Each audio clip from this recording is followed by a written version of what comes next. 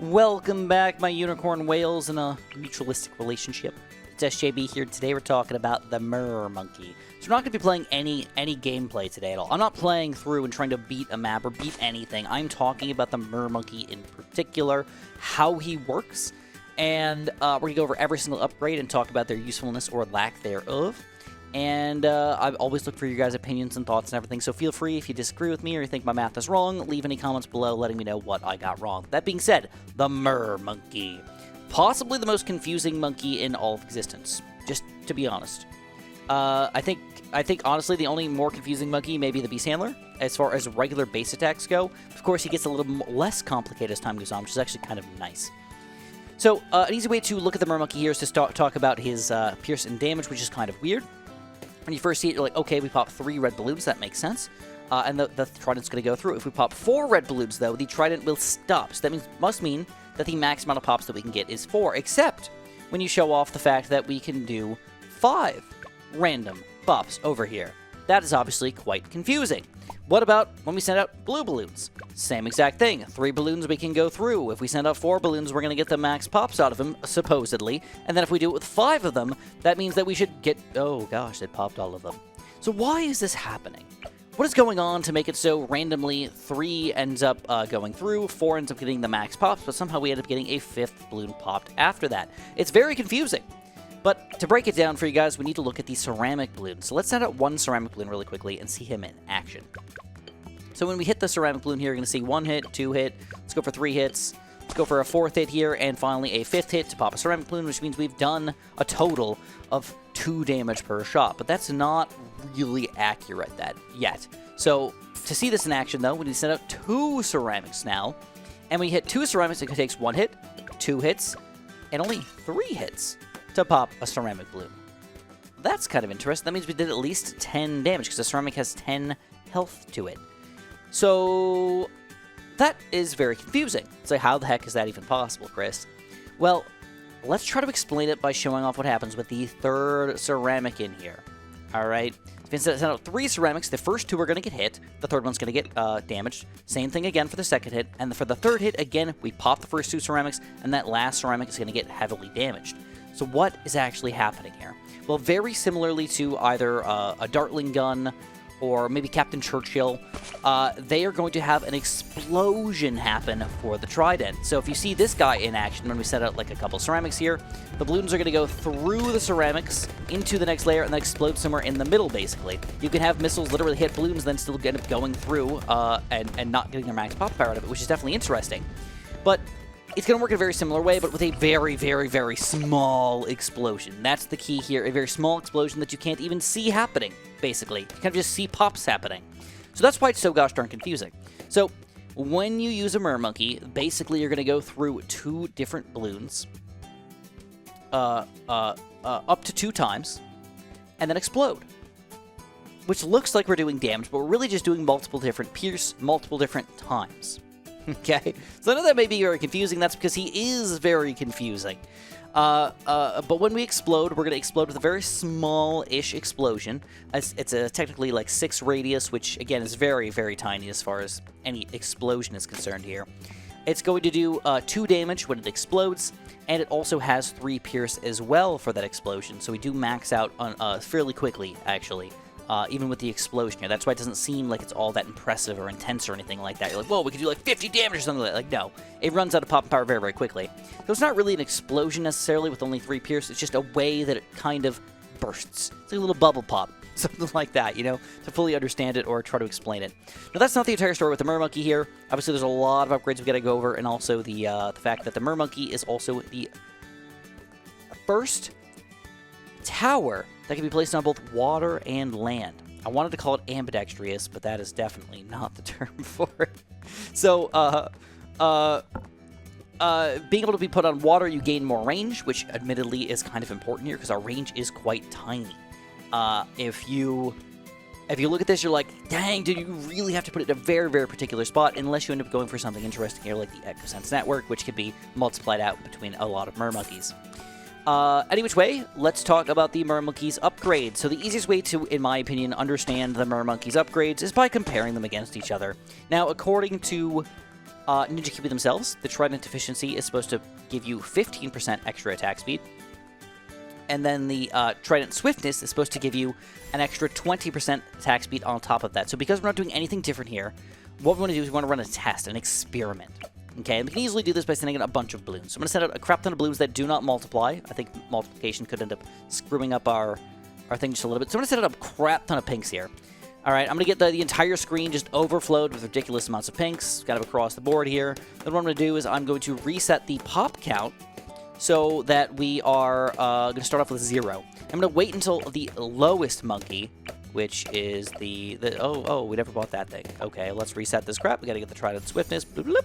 And do the exact same thing, but we're going to wait until this original monkey gets 1,000 pops. When that monkey gets 1,000 pops, we should be able to easily see how much higher and large percentage this guy is than this one. So let's again reset that pop count, and let's wait for 1,000. Alrighty, we just finished. We ended up with roughly 1,000 pops with our base Mermonkey here. We can compare how many extra pops did this guy do? 1,176 and 1,441. So let's see if the percentages that they give us actually make sense here. So anyways, I got some fun little numbers for you guys, which we're going to explain very, very quickly. First of all, the cost of the towers at the top here. Then we've got the pops that we did with that tower. So for example, 996 for the original, 1176 and 1441 for these guys. The extra pops, we just take the amount of pops we did for this tower, minus the original, minus the base Mermonkey here, and that's going to give us that, which leaves us with a random number called efficiency, which is how much pops we're getting per dollar spent. And believe it or not, it's kind of fun here, but to notice that the original Mermonkey is actually the most efficient Mermonkey here, without any cross paths, is actually kind of still fun. Randomly, the middle path, or the Trident Efficiency is kind of on the low end, but randomly, when we get to Trident Swiftness, we go back up to being about as efficient as the original Mermonkey, which is very cool to know that if you get a either first tier or a base Mermonkey or a second tier Trident Swiftness Mermonkey, we're about on the same amount of popping playing field, which is kind of fun for the amount of money we spent.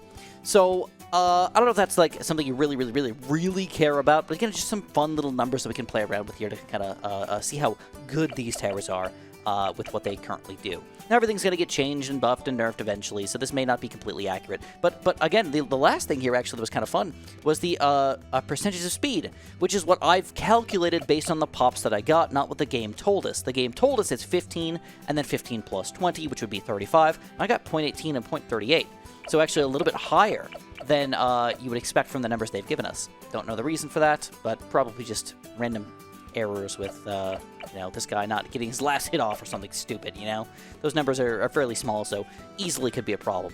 Anyways, that is not all. We've got to go over the first third-tier Mermonkey now, so let's again get rid of this notepad for now and talk about the ridiculousness of the Abyss Dweller. So this is the first, I don't want to say really weird Mermonkey, but you're already going to see some weirdness with it. First of all, I just want you to look at the way that we're attacking these balloons. We don't actually use the tentacles. Believe it or not, specifically when we start chasing the balloons, you can see it in action here. It's going to be a random tentacle that pops up randomly through the void, basically, to attack the balloons. So somewhere in the range, the tentacle's going to pop out, and the tentacle's going to randomly hit those balloons. And obviously, it does a pretty significant amount of damage. Now, the weird thing about this is that you might see that we're randomly hitting things down into pinks, we're randomly popping Seabers down into nothing, but really, it's the tentacles that matter. And the tentacles are the thing that are slapping these things down into oblivion with very, very high damage. So, we're talking about 10 damage for a fairly inexpensive third-tier tower. That's the impressive part here. Are you going to be fighting very strong balloons like rainbows across the board all over the place? Probably not, but it's possible for you to just knock rainbows down into nothing with this tower, which is just cool. 10 damage per tentacle shot. Now, if you compare this to something else like a tack shooter, like a Ring of Fire or something like that, I don't know. I mean, you could definitely like make some comparisons here. Fairly similar range, fairly similar way that they would attack, kind of somewhere in their small little group area here. But damage-wise, believe it or not, the Ring of Fire, I think, has got a huge advantage here. Just being able to hit so many balloons all at once, this guy has to kind of slowly attack them and pop them all. I mean, it's just what we're seeing right here, but clearly, Ring of Fire, even though it's more expensive, is definitely owning the Abyss Dweller here overall. But definitely you can see how the use cases can matter, because the Ring of Fire is definitely one of the top tier towers in the game for just grouped overall popping power for lots of balloons coming out, specifically high tier balloons like rainbows and stuff. So comparing it may not be the most obvious choice ever. But I liked it. I liked the fact that we could do an extra 10 damage with a single shot here. And in addition, though, it also grants 5 Pierce to all towers in range. Now, Pierce is not something that necessarily matters on a low-tier tower, like a Dart Monkey or something. Like, you don't care if you're getting an extra 5% Pierce. That's really not going to be a big deal for you, like, kind of at all. But it shows you right here that we're getting that extra bonus Abyss Dweller Pierce. But it might matter on something like Attack Zone, which has a lot of projectiles shooting out all the time. Again, make sure you're in range to get that bonus, though. Or it might matter on something like, I don't know, a weirdo Plasma Accelerator or something like that that needs a little bit of extra bonus Pierce but attacks pretty quickly. Or a Wall of Fire or something. I don't even know, man. Weird towers can probably be used pretty effectively because they... Or Super Monkeys, that's a great one. Attacks fast. Has pretty low Pierce as a random tower over here. But it's not a huge bonus. 5% is something that matters, but it's not automatically a game changer or anything like that. So, it's something to just keep in mind and know that it exists, but not necessarily something that you're building an army for. Like, you don't want to just get a bunch of Abyssal Dwellers here to buff your attack zone. Plus, I have not actually looked if it stacks or not, but I'm assuming that it doesn't stack. Like, that just gives you 1 bonus, so you cannot stack 8 Abyssal guys on top of this guy to make him more powerful. Just fair enough. And if you do end up getting a 4th tier, we're going to talk about him in just a second. So since we're talking about Pierce, let's just focus on the Pierce really quickly. If we do end up getting a 4th tier Abyssal Warrior and a 3rd tier Abyss Dweller, do we get a double stack? If you don't know, the Abyssal Warrior gives you 15% Pierce now to nearby towers instead of 5%, so that's a pretty big buff right there. From 5 to 15% is a pretty big deal, and again, it's to all the towers in your range, which right now is not very large, but if we get it on water or got some Mer Sense action or whatnot, like, we could make it a lot bigger and actually make it meaningful or impactful in our game. But it does not stack with the 3rd tier. You can see this quite accurately by putting something in range here. It doesn't matter if you've got 2 of them. They will not stack. It'll just take the larger one, the Abyssal Warrior, instead. So that's just something to note about that upgrade right there. But once you get to this guy, we get something interesting happening. We get some ink action happening. So specifically, if we're sending out not 100 Moabs, let's send out 1 Moab. We've got some ink action that can happen. So we start to ink things, and we can slow them down, and that's going to help us out a lot, obviously. So the weird thing is that we're not, like, super duper powerful against Moabs. We get that big damage hit with this thing. We get the big slowdown and everything. And for the price that we're paying, definitely not terrible. But it's all about that big damage that we're getting to the balloons themselves. So now we're dealing 20 damage. 20 damage per hit. I mean, that's one of the biggest damage doers in the entire game right here. And again, for a fairly cheap 4th tier. It attacks a little bit on the slow side, not attacking everything in range, and our range is fairly small, but doing 20 damage is just kind of wild. I mean, a ceramic just goes, bloop, gone. I mean, we do our regular attack here, which is what we're actually hitting with, but then the slap just knocks down a ceramic.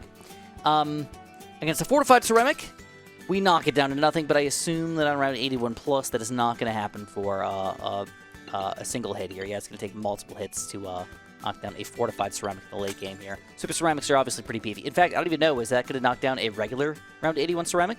It's a good question. No, it's going to take multiple hits to take down a regular super ceramic as well, which is a little on the unfortunate side to know that super ceramics have more than 20 health in 80 plus. So seemingly very, very, very powerful up until round 80, and then I question whether or not this guy's going to be useful in the super duper late game here. At this point, we can't really do much math on this stuff, just know like how good it is based on math. Not something I can really compare against itself, but it's kind of fun to know that we get a lot of good bonuses here. We get extra Pierce bonus from putting towers near him that are obviously probably wanting extra Pierce.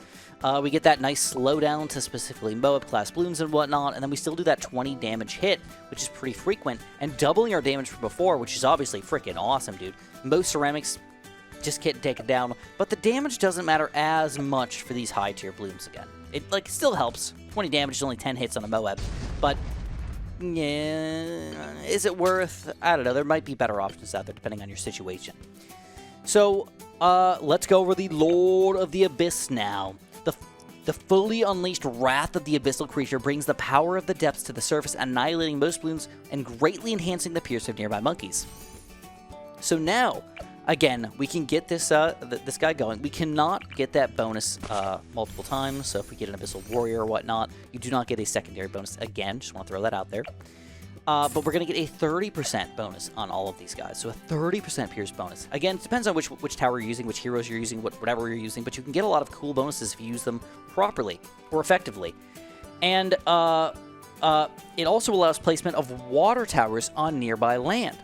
So this is probably the most ridiculous part of this guy, is that we can now make water monkeys appear over here. So I don't know, like, this is just wild. Like it's pretty decent range too. I mean, he's got like an okay range, but like, look, we can go like outside of the range of this guy to make this happen. So I find that very, very interesting. I mean, look at this. This is like on the edge of the range here. Obviously, I put it in kind of a bad spot to get a lot of use out of this thing, but anyways, it can still happen. And he's pretty small. I mean, overall, I mean, look at this. We can fit 2 Buccaneers right next to ourselves right here. Or a submarine or something. So we can now bring random water to places that have no water at all. Towers that could never exist before can now officially exist on different maps. And that is just fun without using any special things or anything like that. So on Chimps mode, we can bring water towers onto land. Delicious. I love the idea. I love the thought. How useful is it going to be? I don't know. But positioning was a big problem for these guys. If you got the good positioning on, you know, the right carrier flagship or monkey pirates or whatever, it can make the game entirely different. Popping a pirate lord in the middle of the map right here just sounds insanity. It sounds like insanity, right? So, huge, huge change for the Lord of Abyss here. And for the price, you're not overloading yourself. You're paying a very reasonable amount of money. 31k plus previous upgrades. Seems fair for a weird new strategic addition to the team. So that's not all for the Lord of the Abyss. We can also see the damage that we're doing to a single large balloon here. We're doing 50 damage when we hit with a tentacle here, and 10 damage now whenever we hit with a regular Mermonkey shot, which is going to be quite often because the speed is obviously quite improved here. So I can't really calculate this out or anything like that, but you can see it in motion when we do that 50 damage with that tentacle hit. And of course, the increased attack speed here is quite awesome. So I don't know. I mean, this is one of those great towers that I can definitely see being used in a lot of variety of ways. But it's really the support aspect that's going to make or break this guy. Can you utilize this? Look at this. This is interesting. We can put the boat outside of his range, but still place him down inside of the water. So the water is technically larger than his own range. Intriguing. That's really wild. I really think that's cool. I don't know, bro. That just seems goofy, but all right. So, you can really utilize this guy, but I don't want to say he's more of a support tower, but he's definitely, as far as a 5th tier goes, I mean, not being able to take down his oh my god seems kind of sad here. Not the greatest MOAB popper, definitely pretty good against balloons. Overall, a decent a combo for your team, though. So now we talk about the middle path Mermonkey, and first we're going to talk about the sharper prongs. So tridents can pop more balloons. What does that mean exactly? Pop more balloons. So first of all, we should show that it's pretty much the exact same thing as far as regular trident action goes. We show out 3 balloons here. We're going to go through the balloons. If we show off 4 balloons again, it's just going to randomly die off. So it's not going to affect technically the way the tower works. You know, it's not like, you know, you need to go through 8 balloons before it explodes or something like that, because that would make it slightly different, possibly worse in some situations. Instead, it doesn't work that way.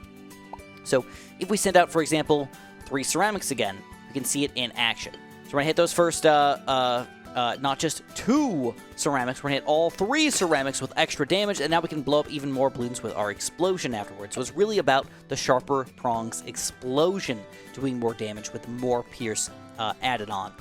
So it's, again, all about the explosion here. Is it more effective? I would say probably not unless you're dealing with big group balloons. Okay, most of the time, the trident efficiency is going to be way better. Especially early game, you're going to want to go trident efficiency. If you're dealing with big chunks of balloons, the sharper prongs may be worth it. And if you do want to go for a trident efficiency, trident swiftness, tidal chill Mermonkey, this might actually be a pretty good combo. Because now you're going to freeze the balloons. You're going to go through a lot of them and then still explode them after all is said and done. So we could take down a pretty good amount of pretty high tier balloons here with a fairly, I don't want to say cheap, but cheap-ish 2/2 monkey with slowdown and additional help that you can get from other towers with the slowdown and everything. So, anyways, that's kind of how you might want to use him in a regular game here. If you just slowly upgrade them in weird ways here, if you don't want to go big, a weird 2/2 Mermonkey may be an effective tower to your team.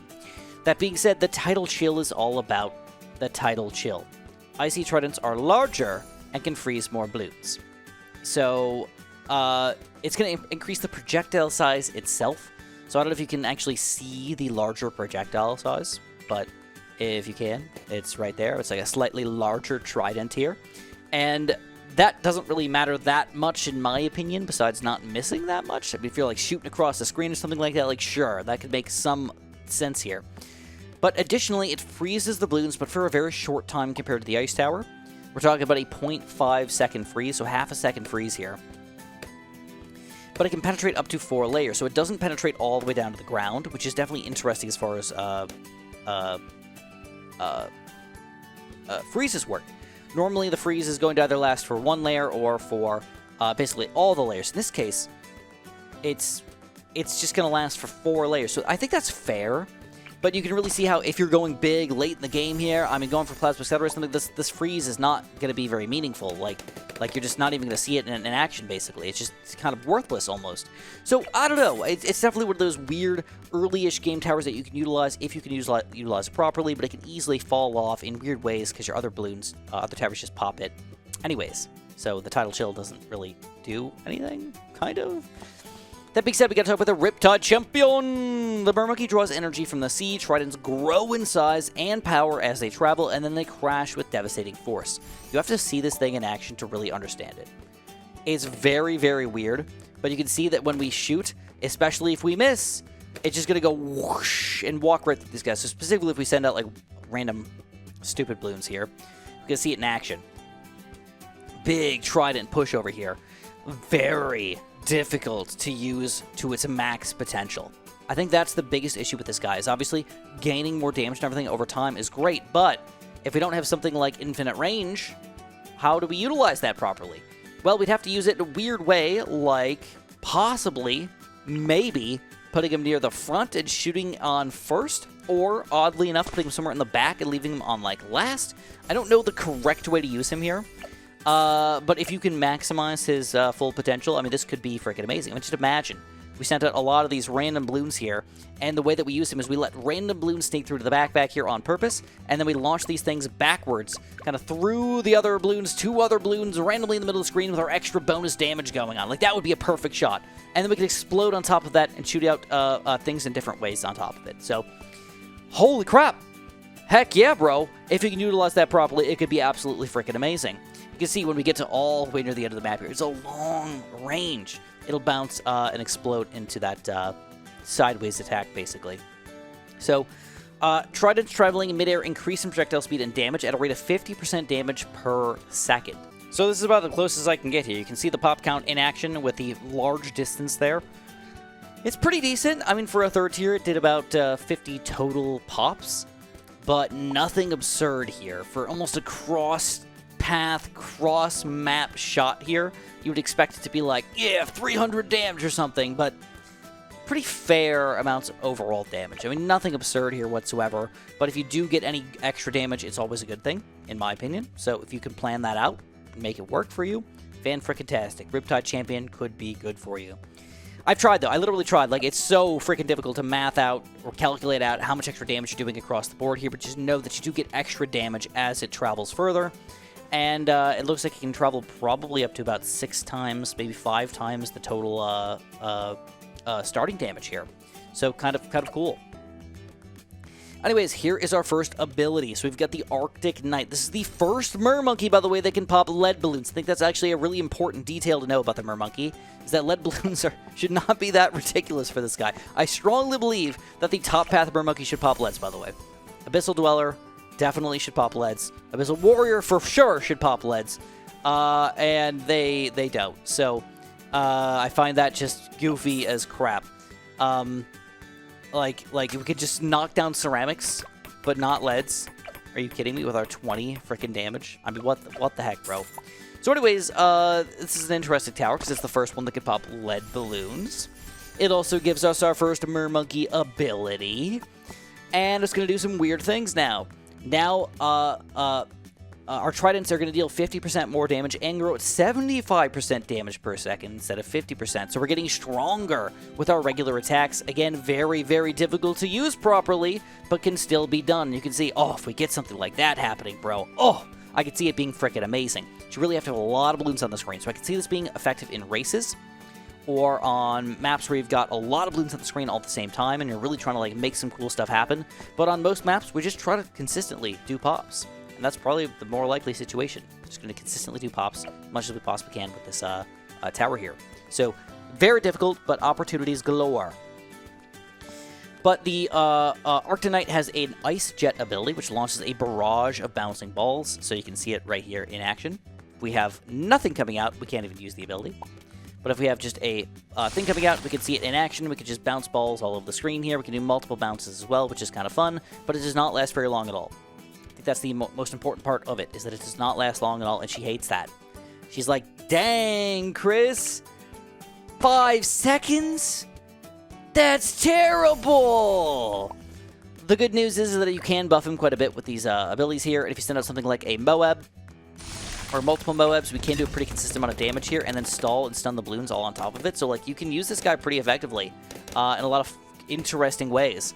But again, you really have to rely on possibly doing extra bonus damage by shooting random crazy distances in some way and actually make this thing work properly, but difficult to use for sure. There's a couple more things you got to know about this guy. One of the more interesting or weird or whatever facts of life here is that if we wanted to, we could say, oh, crap. Well, okay, now the BFB's in range, Chris. Now I think you just missed totally. But now we're, oh, crap. The FBs are in range, though. Whoa. Why is that happening? What just so happens that we can target specifically areas with our ability. So if we want to do something really funky fresh, we probably could make it happen. But I think it's probably unlikely that we're going to end up using this ability in specific locations, but knowing that it's possible can make it a little more fun because we can do weird bounce attacks. So I can't think of right now like ways that I would really want to use this. But if I was in like the maze or something like that, bouncing it off the walls in a very specific location to make it do extra stuff just sounds cool. Like more than anything, it just sounds cool, right? So I see the opportunity with it, but I don't know that I would actually utilize it all that much. Just straight up. And then we come to an issue. Because it's weird because DDTs are obviously a weird combination of balloons. They are a camo balloon, they are a lead balloon, and they are also a black balloon. So finding something that can do all three of those is obviously pretty tricky here. But we can easily give him camo detection, so we can pop the camo aspect. He should be able to pop leads, because we've got lead popping power with our regular attack here.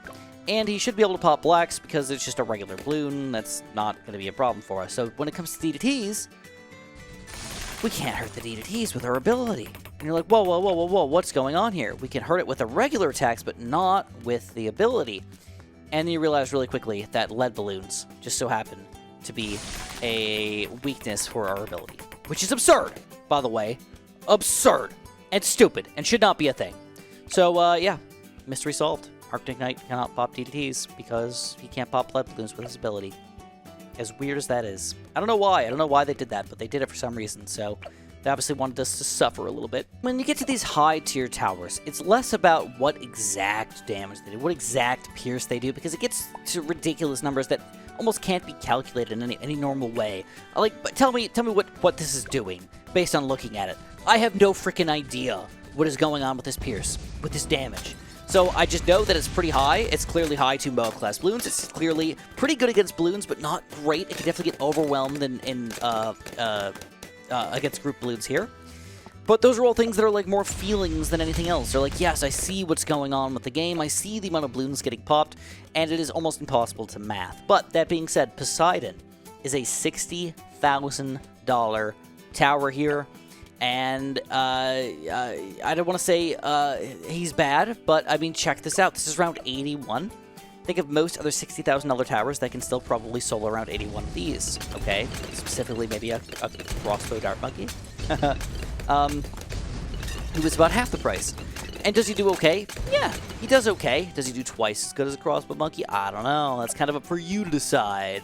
He did an okay job, for sure, and it definitely helps when you got bounces and stuff, and you could definitely utilize him in areas where he's going to end up bouncing pretty effectively, but those are all things you want to keep in mind here. Now, keep in mind, I did not go for any other cross pets other, and these are going to be ridiculous changes as well.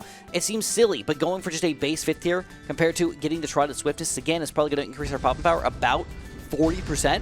So, like, this will be a big deal. You can see the crazy difference here we had by just getting 2 little upgrades there that cost meaningless money at this point in the game, right?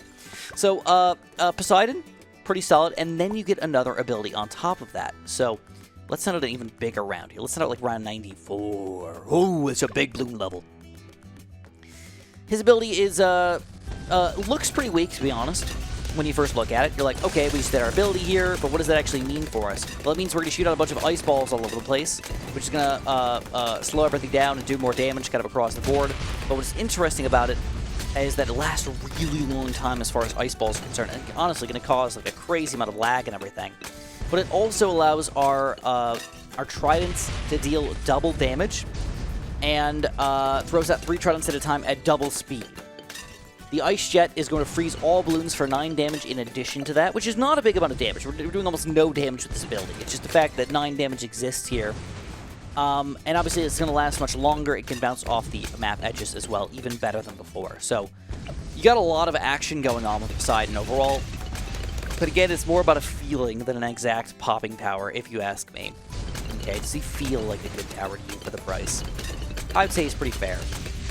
Not overwhelming in any which way, but very fair. For a pretty reasonably strong ability, being able to take down mobs pretty well, being able to take down ceramics pretty well. I don't want to say it doesn't have any weaknesses, but don't forget we also freeze the balloons, which is a huge help if you combine it with the right towers, but also a huge hindrance if you do not. If you get this guy with a bunch of, you know, crossbow dart monkeys or something like that, or what does pop frozen? I don't even know. A bunch of overdrive texture, maybe? Overdrive tech zone texture with this guy, like maybe that's just the worst combo in the entire world. That's like, what are you thinking, Chris? Obviously, idiotic play here, because now we can't pop the ceramics because we're just getting frozen aspects in here. We could end up hurting ourselves real bad here. Maybe. I don't know. But definitely think about what towers you're using in combination with this guy to make it worthwhile. Alright, lastly, we've got to talk about the bottom tier Mermonkey, the bottom path Mermonkey here, the Echo Sense location. So, this is a camo detector. That's the main thing. Tridents can detect camo balloons, and tridents seek their target. So now we can see this in action if we send out fairly strong levels of balloons here. Trident is not as specifically heat-seeky as some of the other tridents in the game. Not tridents, other projectiles in the game, like the ninja upgrade or whatnot. It's not going to be super mega heat-seeking, but it's fairly heat-seeking or balloon-seeking. Reasonable amounts of heat-seeking. I would say that I generally enjoy it. I think it's going to help us out, but it's not going to make crazy on the dot sharp turns here or anything like that. So just use it smartly. That's the main thing. So then we've got the Echo Sense network, and this is going to grant 6% increased range for all Echo Sense monkeys. So this is going to be the 6% range for this guy. But we can multiply that by up to 5 Mermonkeys. So if we're willing to, we can get a 2, a 3, a 4, and a 5 Sense Echo Sense network. Now don't forget that if we're already on the water, it's going to increase that range even further, because it's already going to be 6% on top of the larger range that we already have here, which is quite delicious. And of course, you can still increase ranges in other ways, like by getting a village. So you can increase the range of Mermonkeys quite a bit to make them feel more reasonable. But honestly, straight up, even on land here, this is a fairly small range. All right, we just did a lot of bonuses here to get this guy going, and one little dart monkey range is going to be enough to catch this guy up. So definitely watch the range of the Mermonkeys. You have to be very careful with how you use them to make sure they make sense here. But 5 Mermonkeys of Echo Sense Network is kind of ridiculous. If you get a 6th Mermonkey with Echo Sense Network, you can still get the bonus, but it's only going to be at that times 5. So it's not like we run out of Mermonkeys to use, and all of a sudden the Mermonkey Echo Sense Network doesn't work anymore. No, it still works. It can work anywhere on the screen, by the way. Even if walls are blocking you or whatnot, you can still get the Echo Sense Network. Oh, but look at this. This is kind of fun. Just that's actually kind of fun to watch. Like, I want to get like a seizure here or something. But blah, blah, blah, blah, blah. So, I mean, yeah, you use it at your own will here. Once we get to the Alluring melody, things are going to change quite a bit. So, this is going to affect non-Moab class balloons.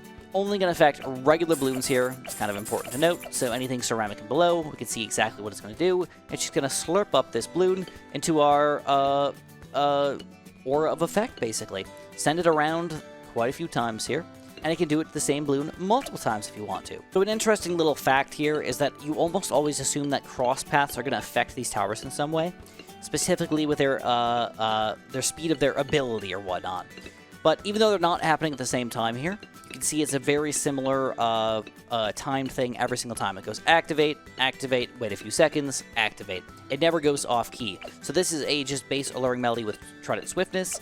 This is a base Alluring Melody, and this is the Alluring Melody with Tidal Chill. So all the cross paths here are going to be the exact same attack speed as far as the third tier bottom path is concerned. So it doesn't matter, really, is the main point. Buy whatever cross path you think is going to be better for that Mermonkey itself, not for affecting the Alluring Melody itself. This is kind of a wild one here, but we just got to go over it real quick. The fact that whenever you pop into an Alluring Melody, the actual ability itself, all the damage over time effects are just going to, boom, happen at once. So if you have, for example, some Bernie stuff, let's just send out like 5 or something instead of 999. Some Bernie stuff ceramic balloons here. That does not work at all, because we're missing, and we suck, and this sucks. But basically, when we light these guys on fire, all of that will happen all at once, as soon as you possibly can have it happen. So, I don't know if that's a good thing or a bad thing, necessarily, but it's just a thing. The crazy part is, it says it can do up to 200 damage all at once. So if you get some big boys here that do lots of burn damage over time, like, I don't know, the Bloon Incineration, or the Bloon Solver, or whatever, when we Alluring Melody inside of these things, it can be a huge burst of bonus damage, up to 200 total damage. Very interesting. Next, we got the Symphonic Resonance. So this is good. The main thing is it's going to allow us to now hit Moabs. Okay, that's the main thing about it. Now we can hit Moabs, and we can hit multiple of them. So we can just go, slurp up the Moabs here. Oh crap, we got Bloon Incineration. And you can tell, I think we hit some Moabs and just slurped them in, and they turned into ceramic. So not entirely sure if that's the way it went down. But now we can hit Moabs with this guy, which is kind of fun. You can slurp up quite a few of them as well. You know, just grabbed 5 Moabs with a single attack there. That was pretty cool. Get a 6th one here. And then you randomly sort of send them back on the screen here before you go at them again. Alluring Melody, 1, 2, 3, 4, 5, 6. I think we got 6 of them in there. Maybe even 7 or 8. Oh my god, there's a lot of them, dude. There's a lot of Moabs there. Wow, we could do a lot of Moab Symphonic Resonance action. Well, the number happens to be at least 10. 10 Moabs can get Symphonic Resonance, where we just rotate around, basically almost a full rotation here, and then we get dropped back down. One interesting thing about this is that it's not all at the same time. It's not like you just burst 10 in at once. You slowly grab the 10, and then you slowly release the 10. So it's actually almost never a negative ability. I could see that if we grab 10 and we just go and throw them all down at the same time, that could be a big problem here. Check it out. We just sent out 11 of them. 10 of them got sucked up, and they slowly get released back down, and then they get kind of dropped on top of each other still. But, I don't know. It's just cool. It's freaking cool, man. It's definitely one of the best abilities in the game, in my opinion. Or best towers or upgrades in the game overall. So, don't forget, we get extra bonus stuff from the Symphonic Resonance. This is not it. We can also strip camo properties from the affected balloons. The Hypnotic Tune can be centered anywhere within the Mermonkey's range, so we don't have to just put it, right on us. We can put it anywhere inside of our radius. So we say we want the monkeys, or the balloons to randomly surround this area right here, instead of around our monkey ourselves, which is totally fine and fair and very reasonable. I love that. Now, right now we have a small range, but of course we have other ways to get larger ranges, so we can make this happen in a much more interesting way with just this 4th tier here. And then we also can increase our damage over time trigger to 500. What? 500 damage all at once? I don't even know what the heck does that much damage over time. I mean, I don't know if that's like a Paragon thing or what. I don't know, like Moab Dom can do a little bit, Glade Lord can do a little bit, Bloon Incineration can do a little bit, Glue can do a little bit.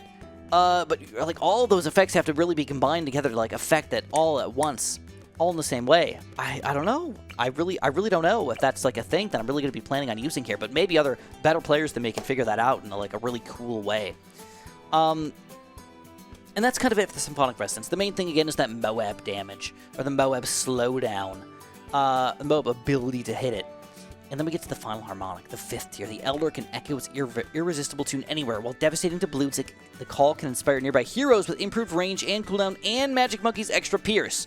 Woo! So really quickly, let's go over the bonuses that we get first, rather than all of the actual like attacks and everything.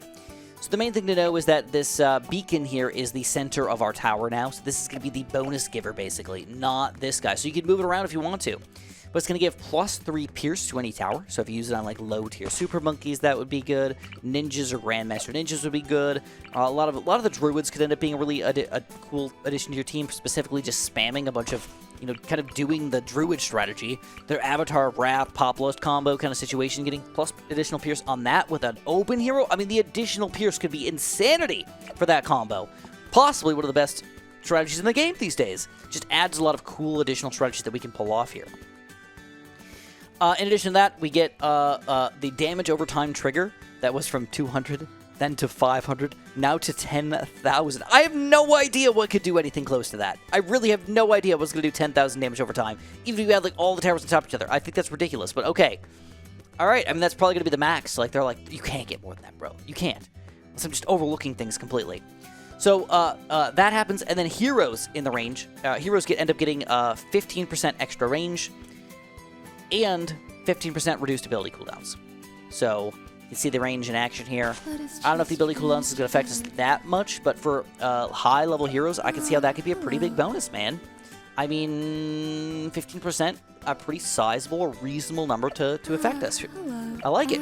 I like it a lot. I mean, you got a lot of cool support action from this tower right here.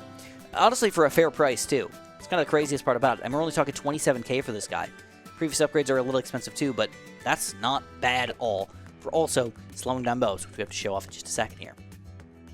So now we can hypnotize way more balloons, so let's get rid of these guys real quick. And we can hypnotize up to Zomagots at this point, which is kind of cool. It can also, again, instantly trigger that damage over time stuff on bads and bosses as well. So if we hypnotize and get that damage over time on the boss, we can just go boom. But look at this! This just looks freaking absurd! Does it not? Does it not? And we can do damage with certain towers like this perfectly, too. I mean, check this out. How could you not use a Glaive Lord here and just be like, oh my god, this is absurdly perfect. Right? So, I can definitely see a lot of weird towers being combined in here in unique and weird ways. That would probably not be the most effective tower ever until you finally get going with something like this. But when we just have, like, 20, oh my god, just revolving around us right here, it's freaking ridiculous, man. Freaking ridiculous. Plus that damage over time stuff with, I think Bloons Generation is going to be a big one for us, man. Again, I don't want to say that I can't think of anything else that I could possibly see damage over time happening with, but just knowing that that's an instantaneous change is cool in itself. Revolving around the specific area right here, I love it. Obviously, once you get to the lower tier Bloons, you have a weaker time against them. When you have the high tier Bloons, you can just suck them all in really easily, like. Against lower tier Bloons, you're not going to suck up that many of them, so you definitely have a good defense against the lower tier stuff for sure. We definitely don't do a lot of damage ourselves. Support tower 100%. So, you know, make sure that you get somebody that's good that can do all that damage. Almost 1 million compared to our 24,000. And a lot of bonuses, obviously. So, just crazy amounts of stuff going on with the final harmonic here. I think the Mermonkeys are really cool.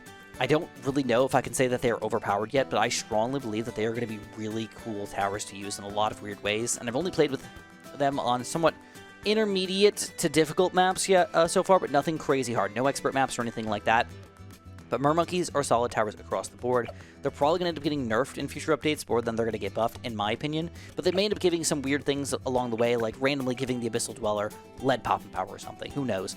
Or probably giving the Arctic Knight lead popping power. I think they're going to do those kind of things to us to like help us out, but who knows? They may just say he's already good enough. Screw you. Suck our nutsack. I don't really know, Jakiwi. I don't really know. Any which way, these are the Mermonkeys, guys. The 5th tier Mermonkeys are definitely very interesting towers. They give a lot of weird bonuses and combos and weird plays to play around with them. They're complicated, but they're not overcomplicated necessarily. And that means, in my opinion, they are a fun, good addition to the game. I like them a lot. Let me know what you guys' thoughts are in the comments below and if this helped you out at all. Again, they're still new and they're still somewhat complicated. I tried to deep dive them as much as I could, but of course you can't understand every single thing about a tower until you fully play with it for weeks or months or years. I have not done that just yet. Thank you guys so much for watching, though, and of course have a super duper delicious day.